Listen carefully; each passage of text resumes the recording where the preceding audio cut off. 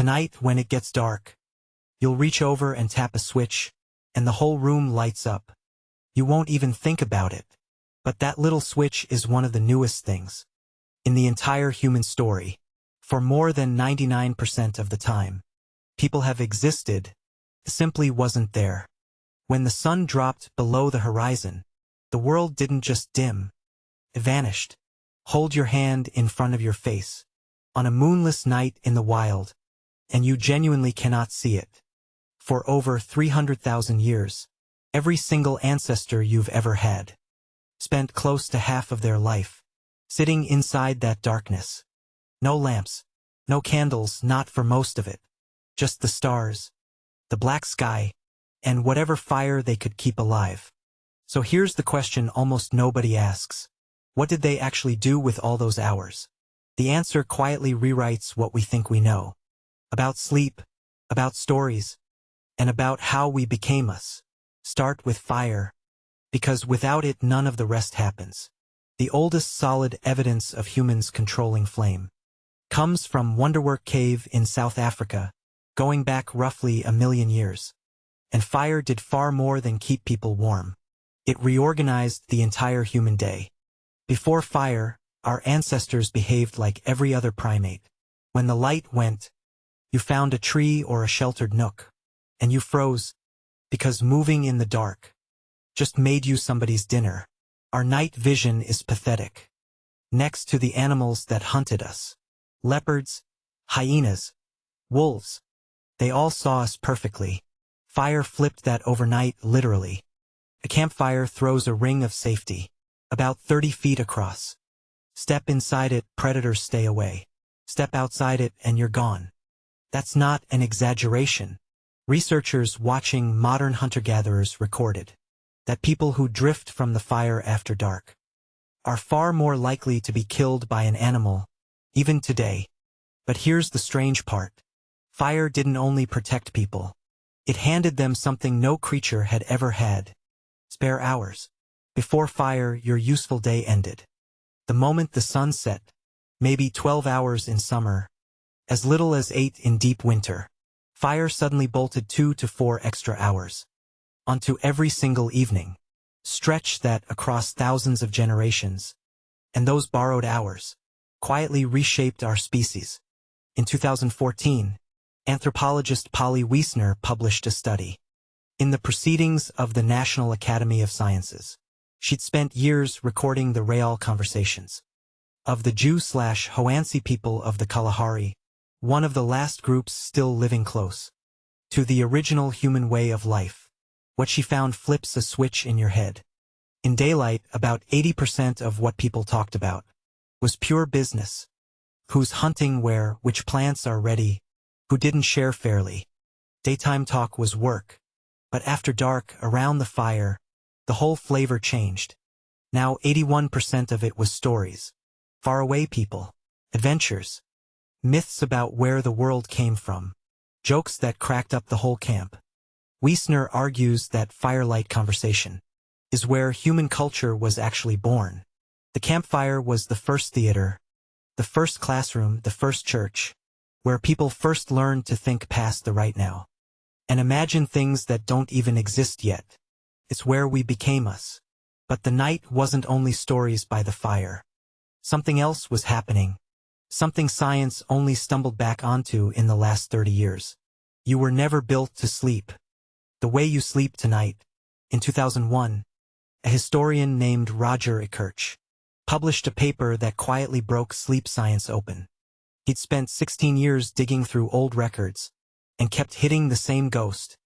More than 500 references across centuries. Prayer books from the 1400s, court files, diaries, medical manuals, letters from ordinary people, even a line in Homer's Odyssey.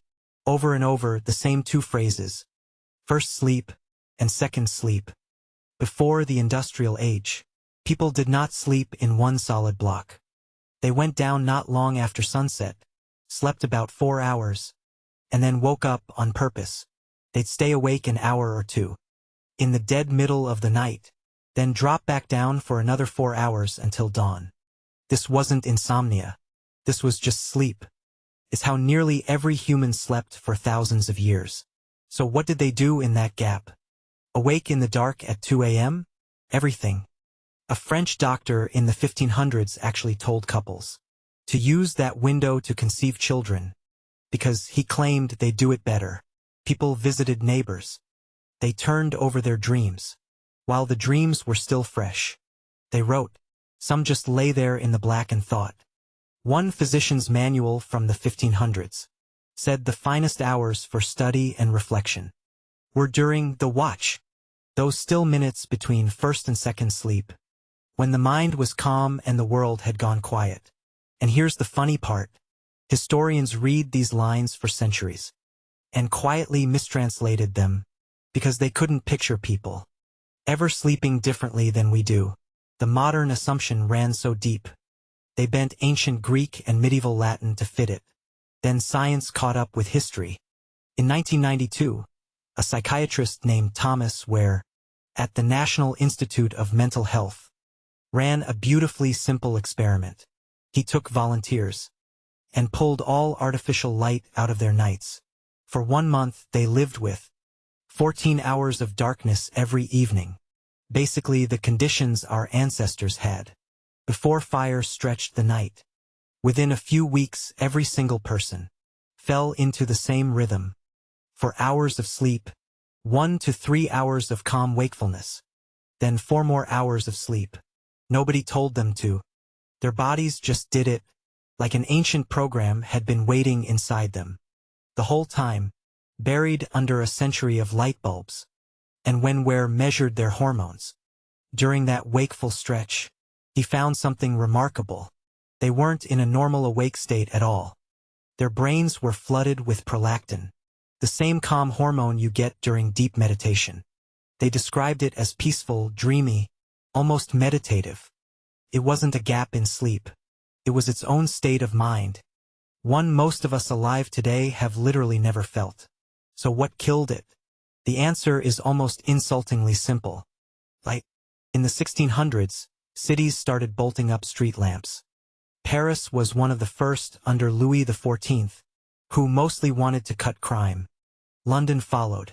The night, for all of history a place of fear, slowly turned into somewhere you could move around. Then came cheaper candles. Then gas lamps in the 1800s. And then, in 1879, Thomas Edison made the electric light bulb. Something you could buy. And inside a single generation, the night humans had known for 300,000 years was simply gone. And here's a detail nobody mentions. The word curfew comes from the old French couvre-feu. It literally means cover the fire. In medieval towns, a bell rang at night, telling everyone to smother their flames. Not for safety, because night was supposed to be dark. Night was for sleeping. Night was when you were vulnerable. For most of history, being out after dark was suspicious. In plenty of medieval cities, walking around at night without a lantern was flat out illegal. The dark belonged to criminals and to ghosts, and people feared it in a way we can barely imagine. And then we beat it. We drowned it in light and called that progress. But look at what we traded away. The average modern person soaks in artificial light for 7 or 8 hours after sunset. That light, especially the blue glow off your screens, shuts down your body's melatonin, the hormone that runs your sleep. Your body can't tell a light bulb from the sun. When light hits your eyes at 11 p.m., your brain files it as daytime. It delays the melatonin. It chops your sleep into pieces. It scrambles a circadian rhythm that took millions of years to build. And here's the kicker. People who go camping for just 1 week, with 0 artificial light, reset their melatonin clock by almost 2 hours. Their bodies start making it at sunset again. The old way. That's all it takes. 300,000 years of programming to snap back on. We didn't just change when we sleep. We deleted an entire chapter of human consciousness.